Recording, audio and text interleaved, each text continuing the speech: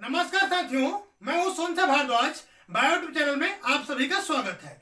आज हम एक नया टॉपिक लेकर के आ रहे हैं जिसमें हम एशिया प्रिलिमिनरी एग्जाम के बायोलॉजी पेपर को स्टार्ट कर रहे हैं। आज से बायोलॉजी पेपर की भी क्लासेस आपको डेली मिला करेंगे और हम इसमें देखेंगे बायोलॉजी पेपर को हर टॉपिक को कंसीडर करेंगे, जिसमें हम सिलेबस के अकॉर्डिंग लाइन टू लाइन पढ़ेंगे और इसमें पूरे सारे जो क्वेश्चन जाने की जहां जहां से संभावना है ऐसे सारे पॉइंट को टच करेंगे ताकि आपका सारा क्वेश्चन कवर हो सके। तो चलिए, आज का पहला हमारा टॉपिक है जिसमें जंतु पोषण या एनिमल न्यूट्रिशन के बारे में पढ़ेंगे।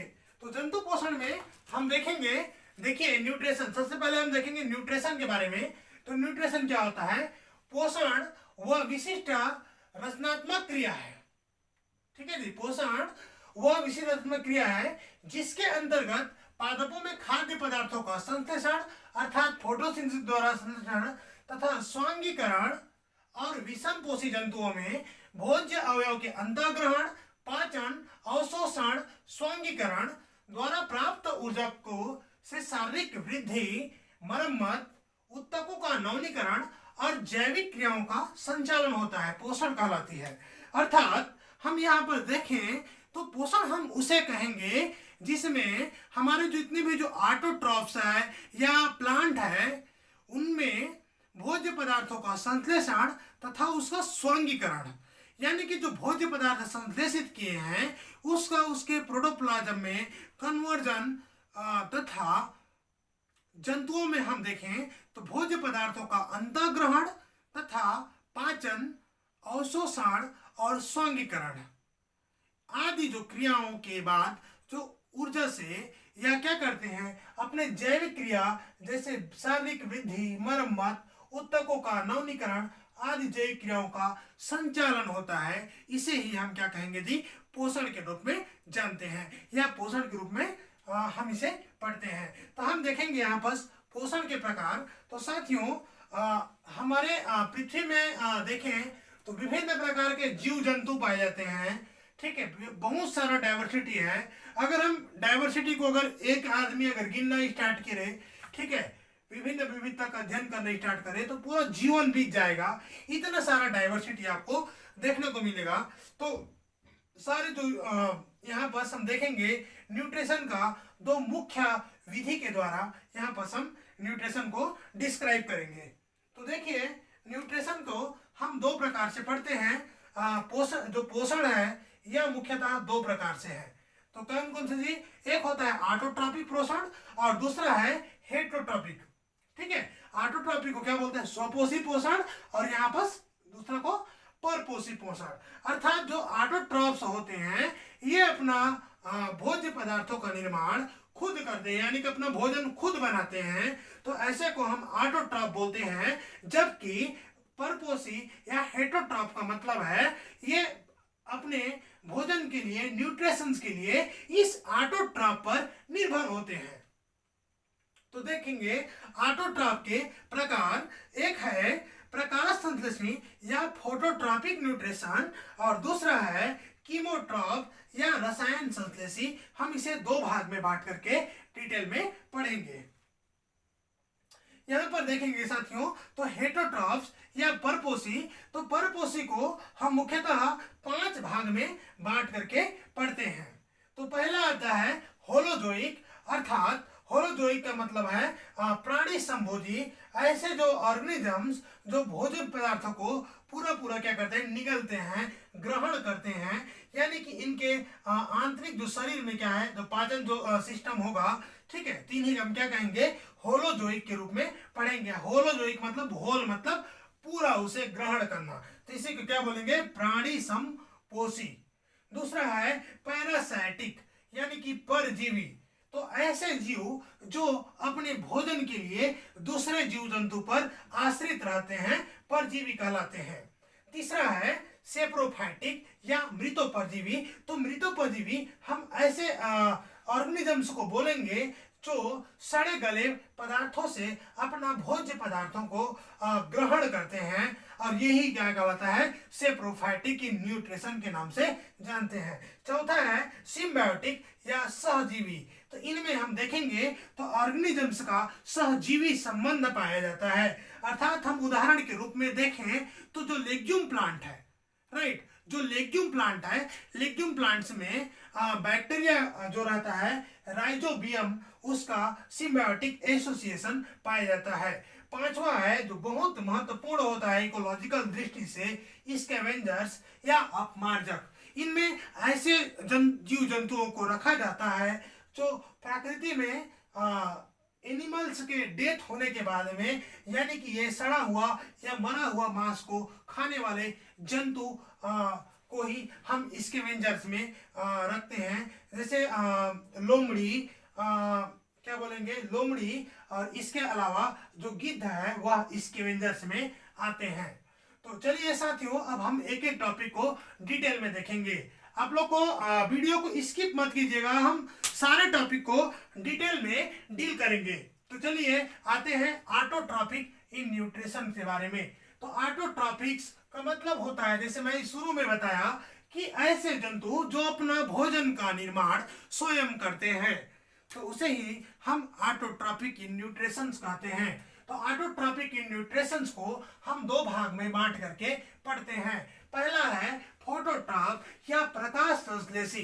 तो प्रकाश संश्लेषी जो ये भोजन की, देखिए इस विधि में यहाँ पर देखेंगे तो ऑल फोटोसिंथेटिक ऑर्गेनिजम्स, मतलब जितने भी जो फोटोसिंथेसिस करने वाले ऑर्गेनिजम्स हैं वह इनमें अंतर्गत आते हैं, और वह फोटोसिंथेसिस द्वारा अपना भोजन को निर्माण करते हैं, तो यानी कि भोजन का बनाते हैं। तो ये में देखिए प्रकाश संश्लेषण के द्वारा अकार्बनिक भोज्य पदार्थ को कार्बनिक भोज्य पदार्थ में बदल दिया जाता है। तो यहाँ पर देखें तो जो फोटोसिंथेटिक ऑर्गेनिज्म है, ये प्रकाश संश्लेषण के द्वारा अकार्बनिक भोज्य पदार्थ अर्थात कार्बन डाइऑक्साइड और पानी को कार्बनिक भोज्य पदार्थ अर्थात ग्लूकोज में कन्वर्ट कर देते हैं।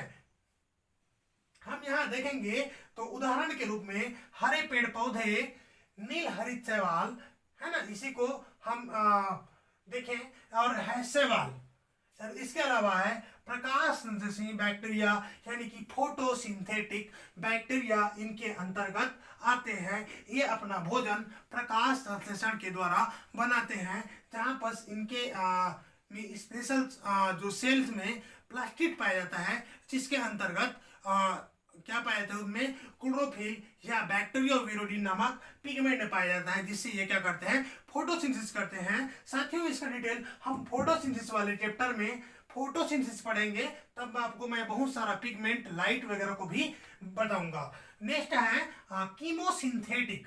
कीमोसिंथेटिक या रसायन संश्लेषी, तो ये रसायनों एवं तत्वों से प्राप्त ऊर्जा पर निर्भर होते हैं। यानी कि हम यहाँ पर जैसे देखें उदाहरण के रूप में सल्फर बैक्टीरिया, नाइट्रोबैक्टर, नाइट्रोसोमोनास आदि, ये बैक्टीरिया जो क्या करते हैं, जो तत्वों से या रसायनों से प्राप्त जो ऊर्जा को ही अपना जो सेलुलर जो मेटाबॉलिज्म्स वगैरह, जो वृद्धि परिवर्धन आदि जो क्रियाओं के लिए ये यूज करते हैं, है ना। तो ये से हम क्या बोलेंगे, कीमोसिंथेटिक बोलेंगे। तो साथियों इनमें एग्जाम के दृष्टि से आपको इन एग्जाम्पल्स को ज्यादा गौर करना है कि कौन फोटोसिंथेटिक का एग्जाम्पल है, कौन किसमें का एग्जाम्पल है, ठीक है। तो सल्फर बैक्टीरिया, नाइट्रोबैक्टीरिया, ठीक है, नाइट्रोबैक्टर, नाइट्रोसोमोनास, इसको याद रखना है यहाँ पर। इसके अलावा यहाँ पर भी आपको याद रखना है ये बैक्टीरिया वगैरह मन को भी,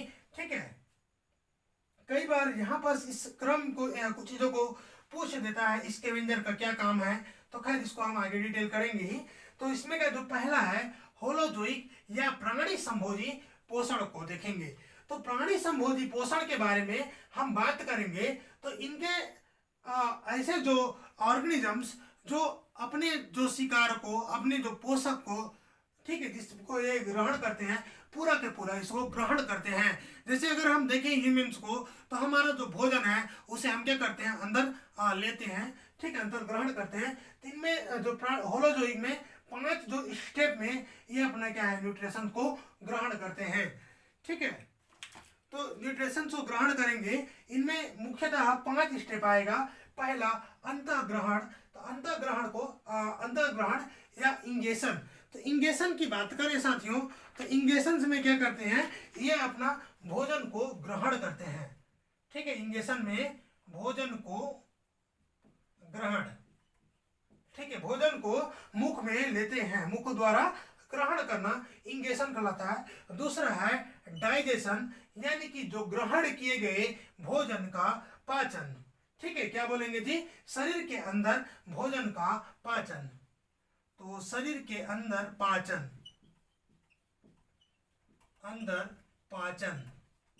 ठीक है। नेक्स्ट है ऑब्जर्वेशन, जो पचित भोज्य पदार्थ को अवशोषण। ठीक है, जो पचित भोज्य पदार्थ है उसका अवशोषण। नेक्स्ट आता है स्वांगीकरण, जो अवशोषित भोज्य पदार्थ है उसे इनके अपने जो प्रोटोप्लाज्म्स में कन्वर्जन ही एसिमिलेशन कहलाता है। नेक्स्ट आता है बहिक्षेपण। बहिक्षेपण अर्थात जो अपचित भोज्य पदार्थ है उसको एक्सट्रैक्टिव मटेरियल के रूप में बाहर निकालना ही एक्सक्रीशन कहलाता है। होलोजोइक न्यूट्रिशन का एग्जांपल हम देखें तो यूनिसेलुलर अर्थात एक कोशिका में अमीबा, पैरामीशियम आदि जैसे देखने को मिल जाएगा। इसके अलावा मल्टीसेलुलर में आपको कॉकरोच और ह्यूमन, आपको याद रहे कॉकरोच और ह्यूमन का हम डाइजेस्टिव सिस्टम को पढ़ेंगे, और जो इनके जो डाइजेस्टिव सिस्टम के जो स्टेप पढ़ेंगे उसके अंतर्गत जो होलोजोइक न्यूट्रिशन के जो पद है, स्टेप है, वो भी कवर हो जाएगा। तो हम इसमें आते हैं नेक्स्ट में परजीवी पोषण या पैरासाइटिक न्यूट्रिशन के बारे में। तो इनके अंतर्गत भोजन के लिए जीवित होस्ट पर आधारित रहते हैं। ठीक है, या जीवित होस्ट पर आश्रित होते हैं।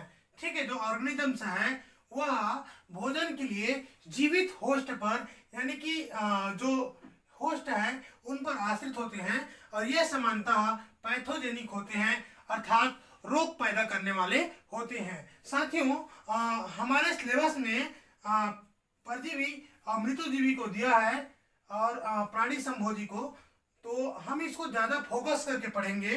तो देखिए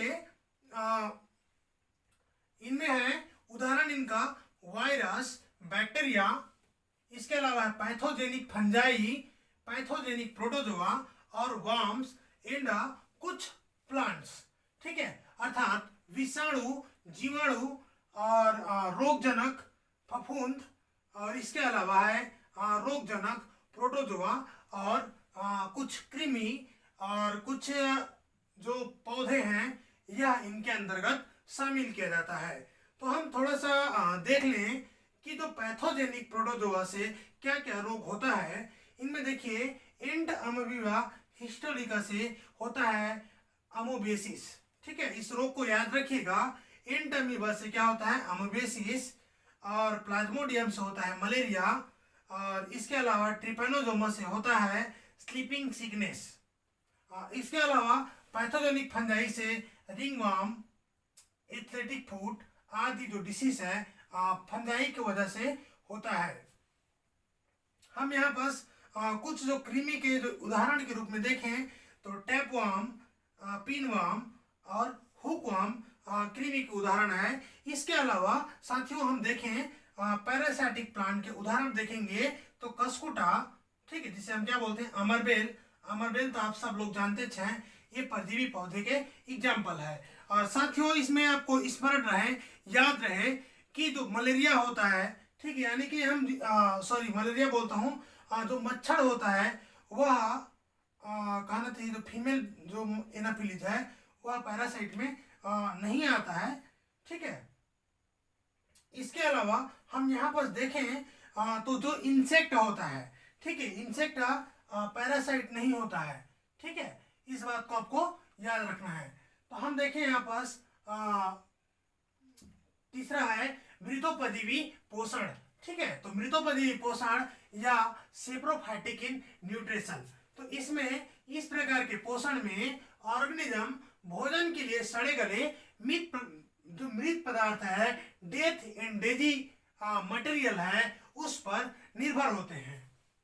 तो इनमें पाचन प्रक्रिया शरीर के बाहर होती है तथा ये सीधे पोषक तत्वों को अवशोषण करते हैं। थोड़ा सा मैं इनमें बता दूं कि जो यहाँ पर हम देखेंगे मृतोपजीवी पोषण में, तो जो होस्ट सेल है, ठीक है, अगर हम देखें कोई होस्ट प्लांट है इस प्रकार से, तो अगर फंजाई जब इसमें आकर के आता है तो फंगल माइसेलियम से इनमें क्या बनता है, हॉस्टोरिका बनता है, और यही हॉस्टोरिया के माध्यम से यह हॉस्टोरिया एक डाइजेस्टिव एंजाइम का सिक्रेशन करता है, और जिससे पोषक तत्व यहाँ घुल जाता है और इससे क्या करता है, ऑब्जर्व कर लेता है। ठीक है, अर्थात इनमें शरीर के बाहर यानी कि बॉडी के बाहर पाचन की प्रक्रिया होती है इन एंजाइमों के माध्यम से, तथा उसे अवशोषण कर लिया जाता है। हम इसका उदाहरण में देख सकते हैं कवक में आप मशरूम देखे थे, मशरूम सब लोग खाते हैं, ठीक है। इसके अलावा मृतोपजीवी जीवाणु तथा विघटक यानी कि जो डिकम्पोजर है, ये सब किस में आते हैं, सेप्रोफाइट के अंतर्गत आते हैं।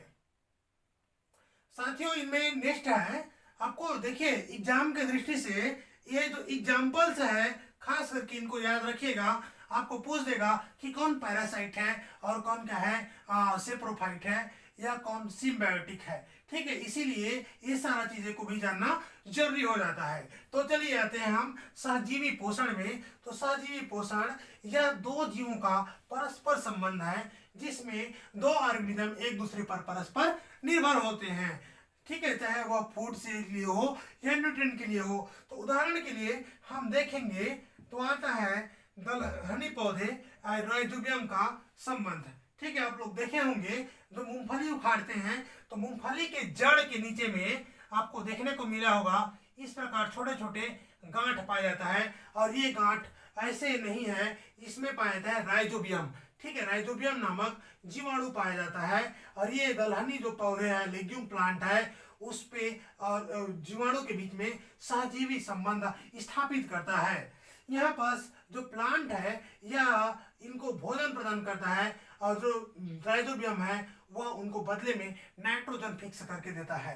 दूसरा चीज है लाइकेन। लाइकेन में हम देखेंगे यह सवाल और कवक के संबंध से बनता है, लाइकेन का निर्माण होता है। नेक्स्ट आता है माइकोराइजी। यह कवक और जो एंजियोस्पर्म प्लांट है, इनके रूट के बीच में एसोसिएशन होता है, जिसे हम क्या बोलते हैं, माइकोराइजी को कवक मूल या फंगल रूट के नाम से इसे भी जाना जाता है। हम यहाँ पर देखेंगे नेक्स्ट मानव आंत में ई कोली, ठीक है। तो हमारे जो इंटेस्टाइन है यहाँ पर ई कोली और हमारे बीच में संबंधित जो होता है, तो ई कोली को हमसे क्या शेल्टर मिल जाता है, रहने का जगह मिल जाता है और भोजन भी मिल जाता है। साथ साथ ई कोली हमारे भोजन के पाचन में मदद करता है।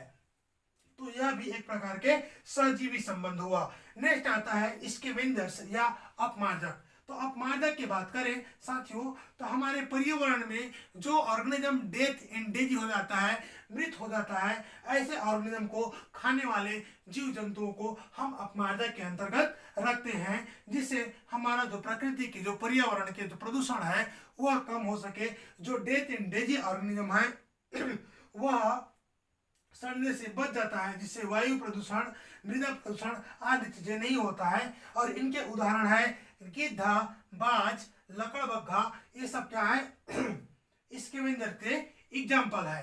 तो साथियों, आज के क्लास में हम इतना ही पढ़ेंगे। इनमें का जो प्रमुख जो पॉइंट मैं बताया हूँ, सारी चीजों को आप लोग नोट कर लीजिए सिस्टमेटिक रूप से। और हर दिन हम एक एक क्लास बायोलॉजी का भी पढ़ेंगे, एग्रीकल्चर, और इसके अलावा फॉरेस्ट्री का भी क्लास जारी रहेगा हर दिन। अभी थोड़ा सा थोड़ा प्रॉब्लम है, इसके वजह से क्लासेस अभी कंटिन्यू थोड़ा से होने में प्रॉब्लम जा रहा है, क्योंकि गर्मी अचानक से बहुत ज़्यादा बढ़ गया था, ठीक है, जिसके वजह से थोड़ा सा ही परेशानी आएगी एक दो दिन। बाकी इसके अलावा हमारा जो क्लासेस है यह कंटिन्यू रहेगा। आपको मैं जो मटेरियल्स आपको लेकर के आऊँगा आपके लिए, यह बहुत ही ऑथेंटिक मटेरियल है। आपको आप लोग खोज के देख लीजिएगा, क्या बोलते हैं, मेरा फॉरेस्ट्री का भी जो क्लासेस है वहाँ पर पे भी मटेरियल को आपको कहीं भी बुक में आपको तरीके से आपको चीज़ें नहीं मिल पाएगा, अवेलेबल नहीं हो पाएगा। तो साथियों क्लास में हमारा बने रहें, आपको ऑथेंटिक नोट्स प्रोवाइड कराया जाएगा ताकि आप ज़्यादा से ज़्यादा क्वेश्चन को हल कर सकें, आपका ज़्यादा से ज़्यादा क्वेश्चन सॉल्व हो ताकि आपका जो एग्जाम है वह क्रैक हो सके। तो साथियों आज के लिए फिलहाल इतना ही। कल हम पढ़ेंगे अमीबा, कॉकरोच और ह्यूमन में पाचन को इसके अंतर्गत। तो साथियों अगर हमारा जो चैनल आपको जो क्लासेस है समझ में आता है, क्लासेस अच्छा से, ठीक है, तो आप चीज़ों को चैनल को हमारा लाइक कीजिए, सब्सक्राइब कीजिए एंड शेयर कीजिए, ठीक है, ताकि आप तक, क्योंकि अब सब्सक्राइब करते हैं हमारे जो नए व्यूअर लोग हैं, तो सब्सक्राइब करने के बाद आप बेल आइकन को अवश्य क्लिक कीजिए, क्योंकि बेल आइकन को क्लिक करेंगे तो आप तक जो वीडियो है वह पहुंच पाएगा, ठीक है। क्योंकि अभी से आज शुरुआत है, आपको हर दिन बायोलॉजी का भी एक एक क्लासेस प्रोवाइड कराया जाएगा और इसके साथ साथ हम एमसीक्यू क्वेश्चन का भी बीच में सॉल्व करते चलेंगे। तो साथियों आज इतना ही, थैंक यू।